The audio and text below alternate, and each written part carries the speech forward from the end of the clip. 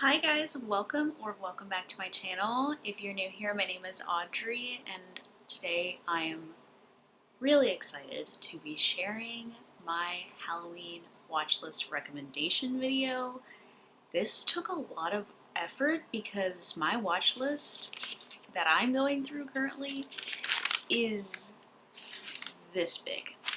So it is not that big. I have 12 movies to share with you, plus 3 honorable mentions, so I guess 15 movies total. This is as much as I can narrow down. I tried to get one in the horror genre and every kind of category that you can go for, like possession, zombie, witch, thing like that. If you're new here, I would love for you to stick around. I do 2 videos a week, so please subscribe. And if you like this video while you're watching, give it a thumbs up. And we're going to go ahead and start a little bit later. We're going to start with the category I broke down into adventure or comedy, and then horror will be later. So I'm going to put adventure or comedy. Musical is kind of in this too, so comedy and musical to me in the same category, although there are some depressing musicals that you may not want to watch.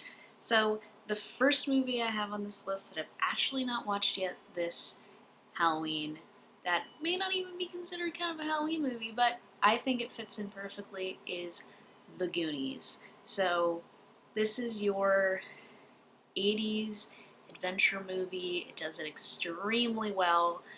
There is mystery in this movie. There are skeletons. There are foreign figures. It's funny. I haven't watched this in a few years actually, but I think this one is one that really resonates with this sort of category, so 100% would recommend. I think it would be a movie that, like, not little kids, but I have a 8-year-old little brother that I think he would really enjoy this type of movie. So within that 8 to 10 range, to start watching, I think kids around that age would enjoy this movie as well. Next movie, which is definitely not for kids, which I have watched for the past 2 years. I saw it for the first time 2 years ago, but this is probably the Halloween movie in this category. It's the Rocky Horror Picture Show. So I have this thing that I saw it when I was very little, and it's literally traumatizing. So Tim Curry scares the crap out of me, to the point where I saw Rocky Horror Picture Show for the first time and I was unsettled, but I can move past it. This movie is very, very bizarre. I think it resonates with you more if you're into theater, because it is based on a stage play. It's become this cult movie that a lot of different people obviously know about. It is not for everybody, because there's a lot going on in this movie, but if you're into weird, semi-alien, it's a very hypersexualized movie with a lot going on in that sort of thing. Maybe this is for you. It is a weird, fun time though. I can definitely recommend it. Susan Sarandon is not the best singer, I can tell you right off the bat. That is the weakest part about this movie.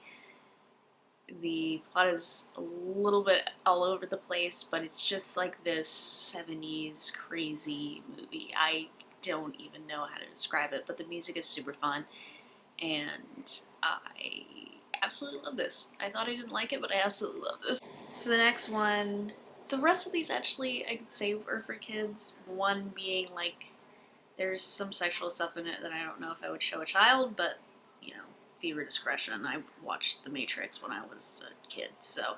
The next movie I'm going to recommend was a first time watch for this year. I cannot believe I hadn't seen it before, is The Addams Family. If you really like this movie, then I would recommend you can also watch the sequel. Addams Family Values is good too. I liked the first one a little bit more. No, it is what it is. There are adult things in this, but if you're a kid, you're not going to pick up on them. They're very, I would say subtle, but they're not very. If you're a kid, you're going to have no idea what's going on. Basically, there's just a lot of sexual content between Morticia and Gomez, but if you're a kid, you're not going to pick up on it. I I don't know. I don't know how kids would respond to this because I like the Addams Family. I had seen the Addams Family TV show probably when I was around 7 or 8, and I liked it. Addams Family can be a niche sort of sector, but also like any of these family horror movies kind of are. So that's up to you. I mean, most people know about the whole Addams Family, so it's kind of a straightforward Addams Family movie. There is not as much Uncle Fester in this because of the plot line of the movie. So if you're really in it for Uncle Fester, then not really. But you see a lot of like the dynamic of the Addams Family that people are used to. So I really enjoyed this one, and I absolutely recommend it. So next one, if you can't tell from my videos in like shirt that I wore, I don't know how much I've talked about this, but I'm absolutely obsessed with Scooby-Doo. I love this. I loved it as a kid. It's really nostalgic for me. I'm rewatching the original series, and it's actually extremely funny. I mean, there are things in it that are very problematic, and we can have that conversation, but, you know, it's a TV show that was made in 1969 and then the 70s. It's not a very progressive dynamic that we're in now, which is great, and stuff should be discussed, but beyond that, I love a lot of the Scooby-Doo movies as well. I like the not great live-action ones. I really was kind of debating on whether to recommend Witch's Ghost, because Witch's Ghost is really good. Again, getting back to Tim Curry, he's in that, and it has a very good plot line. I also really like Cyber Chase, but the one that I'm going to recommend, that if you are familiar with Scooby-Doo at all, is Scooby-Doo on Zombie Island. That is, it's not, maybe not my favorite, but it is the absolute best Scooby-Doo movie that there is. Everybody agrees with that statement, hands down. It's really well made. It was the first one kind of after there was a break from Scooby-Doo shows. Not sure if you know too much about the history of Scooby-Doo, but in like the 80s there was just this obsession with putting Scrappy-Doo and everything, and people really hate Scrappy-Doo, so I don't know why they did that. I personally haven't even seen any of that stuff yet, but it caused a decline in popularity because the quality of the show was just not very good past the 70s. So this movie came out in 99, I think, and it was a resurgence, and it kind of got back to the original intention, but it is a lot scarier. It's not somebody running around in a mask. It is real monsters. It is real crazy stuff that this gang is up to. So absolutely would recommend. Again, it's an acquired taste. If you like Scooby-Doo, then I'd watch this, and if you like cartoons. But if you're not into any of that stuff, then obviously don't watch it. The fifth movie I'm going to recommend that I'm saying is not maybe for kids, but some of the stuff is not very subtle, but is, who is surprised with this? It's Ghostbusters. I really love Ghostbusters as well. It is a campy 80s movie. There are genuinely some scary things in there. We have beloved actors in this movie.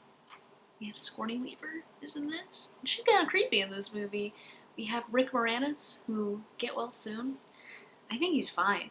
I actually think I might have seen him outside, so yeah.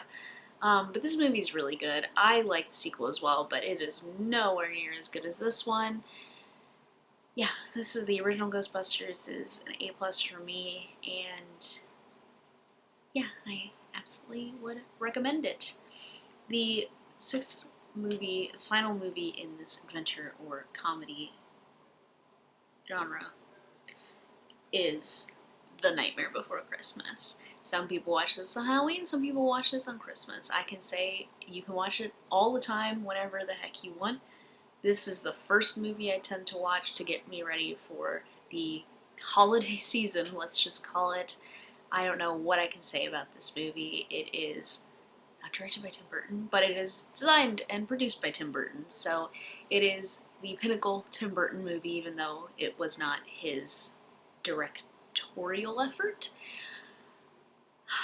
This movie is classic, the music is amazing, the voice acting is amazing. I actually have seen this movie in German, and the voice acting and singing is amazing in that language too, so if you want to watch it dubbed, it works. It's actually very good. So 10 out of 10, I would recommend this. There is some messed up lyrics in this. I mean, actually look at the lyrics of Kidnap the Sandy Claus. This movie is messed up, but it's great, and it's a Halloween, like, spooky sort of thing. And if it's just little cartoons, kids won't really understand what's being said, so it's all good. I am going to do horror movies, so if you're not into scary stuff, or I'm trying to think, I think most of these are pretty scary. I'd say one is you could probably watch even if you don't like horror movies, but you can tune out here if you don't like that sort of stuff. Or if you didn't want to listen to adventure or comedy and you skipped ahead, welcome. Hi, we're going to talk about horror movies now. These are the ones that I've seen that I think are the absolute best that I would recommend for Halloween. So I really love Midsummer, but that is a summertime horror movie. I wouldn't recommend it for Halloween because it's not taking place in Halloween time.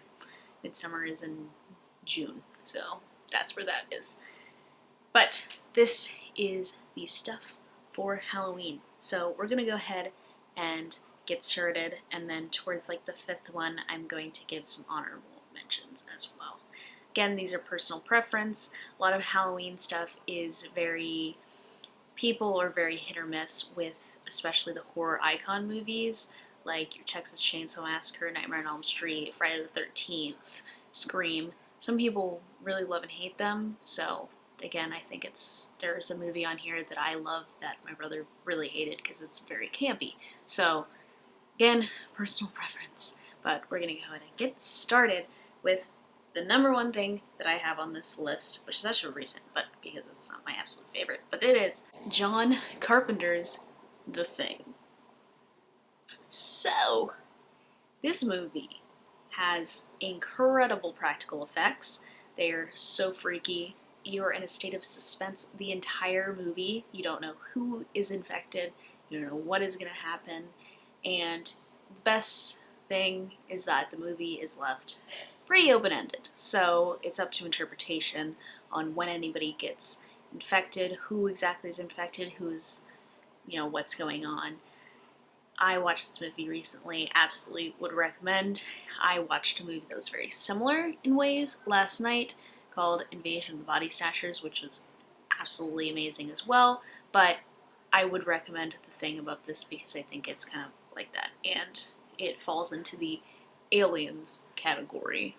The second movie on my list, which is one of my absolute favorite movies of all time, is Scream.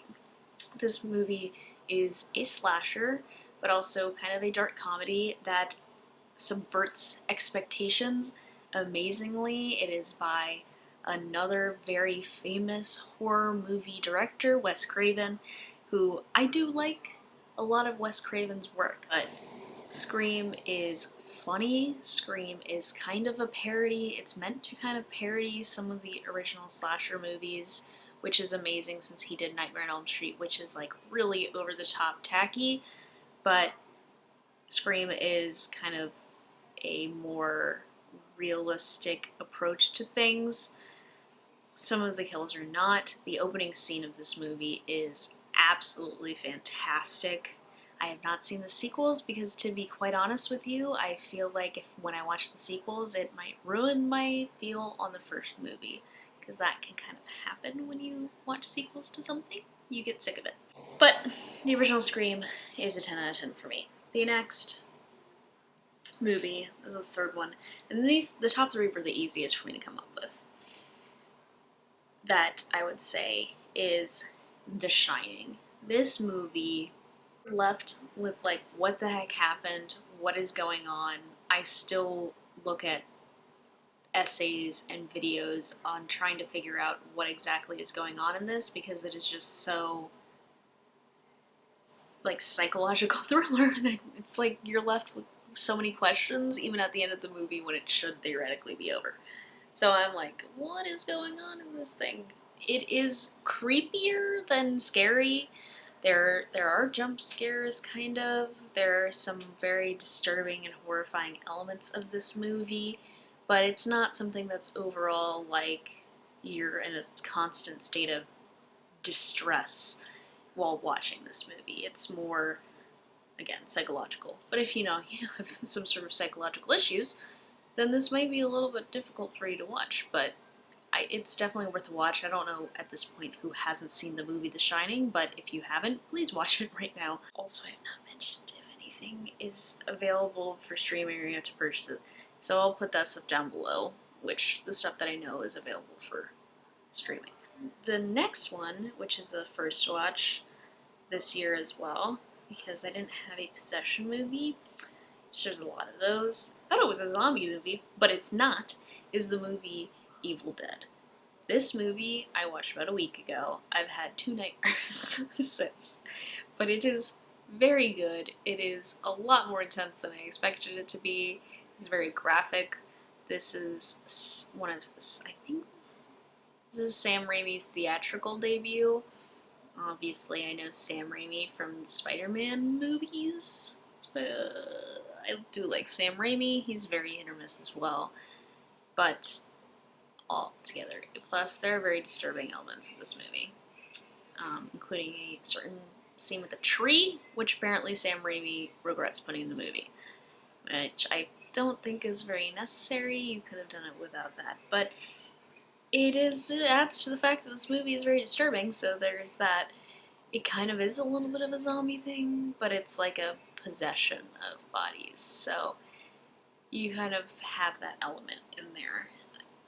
Apparently, this is a trilogy. The second one is a lot more campy horror, which I do like campy horror, but this is it's a low budget, but with some decent practical effects. I think it has more decent makeup. Some of the effects are a little bit weak, but also it's low budget and doesn't kind of hide about being low budget. The next one, which I think is probably the least scary, but I like the storyline.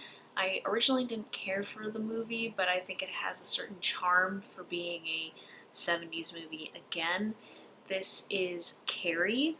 I've not seen the remake. I don't really have much interest to see the remake. There's been a lot of versions. There's a TV movie that is actually on Netflix. I kind of want to see if that's worth anything, but probably not, considering there was also a TV movie version of The Shining, because Stephen King didn't like that Stanley Kubrick took so many liberties with his book, but you're gonna remake one of the most famous horror movies of all time? Okay, that's good, okay. Carrie is, I don't know how to say it. I like the story a lot, so that's kind of my thing.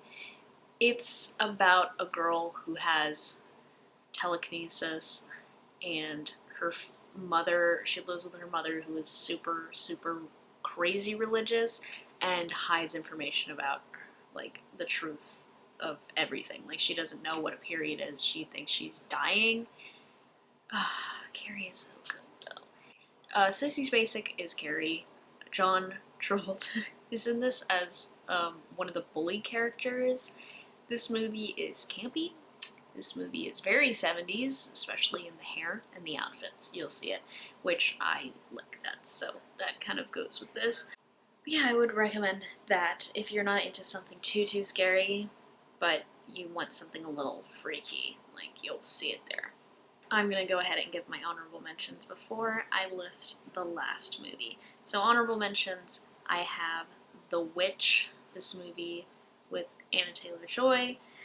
I thought it was great. It's kind of back in like the 1600s, I think, and the settlers, they kind of get excommunicated from their village, so they have to live out in the middle of nowhere, and they have all of these sort of things going on, so you don't know exactly who the witch is. They keep thinking that she made a deal with the devil, and there's all this sort of thing.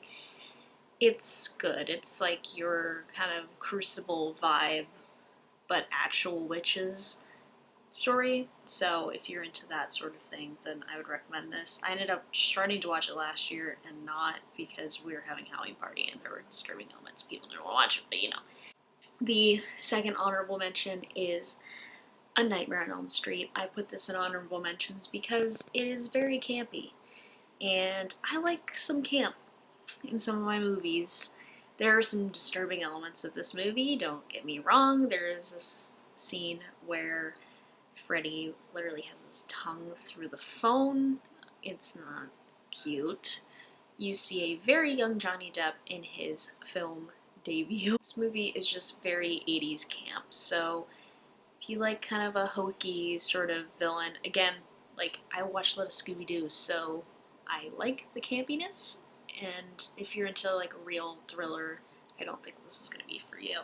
And then the last honorable mention is The Conjuring. I would say anything from the James Wan sort of universe. I mean, there are some that are better than others, but I'd say any of those are worth a watch. I liked The Conjuring. The Conjuring 2 freaked me out a lot more.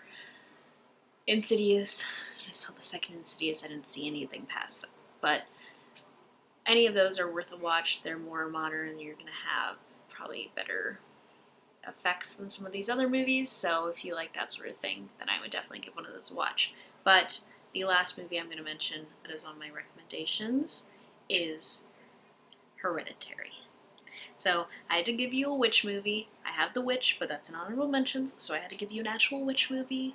Hereditary is a movie that I saw, like some of these other ones, that I saw, thought I didn't like that much, but then would not stop thinking about it for days and then weeks. I could not stop thinking about this movie. It is an Ari Aster movie.